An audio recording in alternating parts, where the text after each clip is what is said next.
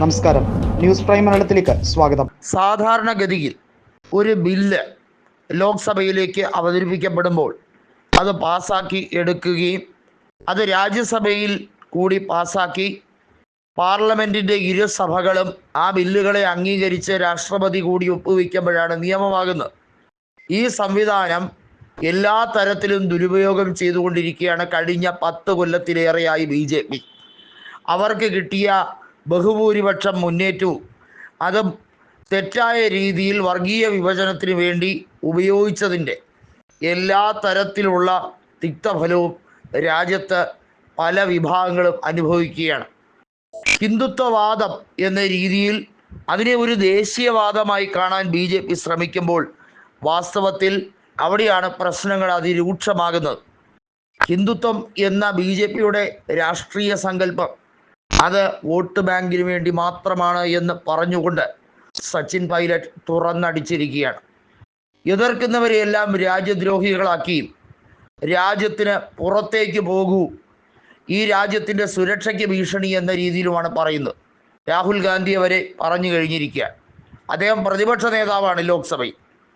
വല്ലാതെ അസ്വസ്ഥനായിരിക്കുന്ന മറ്റൊരാളുണ്ട് ലോക്സഭയിൽ, അത് സ്പീക്കറായ ഓം ബിർളയാണ്. ഈ രാജ്യസഭ കണ്ട ഏറ്റവും മോശമായ ചെയർപേഴ്സണായി ജഗദീപ് ധൻഖർ തരം താഴുന്നു എന്നുള്ളതും എടുത്തു പറയേണ്ട കാര്യമാണ്. ലോക്സഭയുടെയും രാജ്യസഭയുടെയും BJPക്കുള്ള ആ ഒരു അധികാരം, ആ ബഹുഭൂരിപക്ഷം കുറച്ചു കൊണ്ടുവരിക എന്നുള്ളതാണ് ലക്ഷ്യം. 2029 ആകുമ്പോഴേക്കും അത് സമ്പൂർണമായി BJPയെ കൈവിടുന്ന രീതിയിലേക്ക് വരും. അതായത് ഉപരിസഭയിലും അതുപോലെ തന്നെ ലോക്സഭയിലും BJPയുടെ ഭൂരിപക്ഷം നഷ്ടമാകുന്ന സാഹചര്യം. അതിന് സംസ്ഥാനങ്ങളിലേക്ക് തന്നെ എത്തി നോക്കേണ്ടിയിരിക്കുന്നു എന്ന ആഹ്വാനമാണ് സച്ചിൻ പൈലറ്റ് നടത്തിയിരിക്കുന്നത്. ഓരോ സംസ്ഥാനവും പിടിച്ചെടുക്കുമ്പോൾ അവിടെ സർക്കാർ ഉണ്ടാക്കുക മാത്രമല്ല, അത്രത്തോളം രാജ്യസഭാ സീറ്റുകൾ വർദ്ധിക്കപ്പെടുകയാണ്. രാജ്യസഭാ സീറ്റ് നമുക്കറിയാം 6 കൊല്ലത്തിലൊരിക്കലാണ് ഒഴിവരുന്നത്. അത് പെർമനൻ്റ് ഹൗസാണ്. ഒരിക്കലും ആ രാജ്യസഭ മൊത്തത്തിൽ പിരിച്ചുവിടാൻ കഴിയില്ല. രാജ്യസഭയിലെ അംഗങ്ങൾ 6 കൊല്ലം കൂടുമ്പോഴാണ് മാറിക്കൊണ്ടിരിക്കുന്നത്. നിലവിലെ രാഷ്ട്രീയ സാഹചര്യത്തിൽ BJP രാജ്യസഭയിൽ കൂടി NDAയുടെ രൂപത്തിൽ കേവല ഭൂരിപക്ഷത്തിന് അടുത്തൽ എത്തി നിൽക്കുകയാണ്. എന്നാൽ NDAയിലെ ഘടകകക്ഷികൾ പലരും തിരിയും. ലോക്സഭയിലും അതുപോലെ സംസ്ഥാന നിയമസഭാ തെരഞ്ഞെടുപ്പുകളിലും കോൺഗ്രസ് ബഹുദൂരം മുന്നേറിയാൽ BJPയുടെ ഇപ്പോഴത്തെ സഖ്യകക്ഷികൾ പലരും പിൻവാങ്ങും.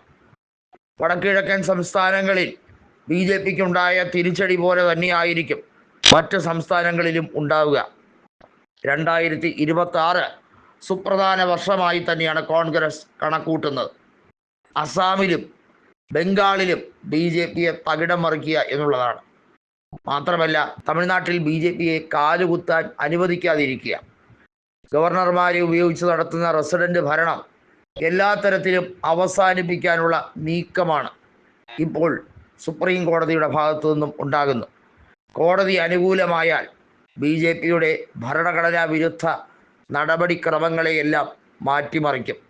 BJP ചെയ്യുന്നത് രാജ്യത്ത് അരാജകത്വം സൃഷ്ടിക്കലാണ് എന്നുള്ളത് സമ്മേളനത്തിലെ പ്രധാന പ്രമേയമായി അവതരിപ്പിക്കപ്പെടുകയാണ്.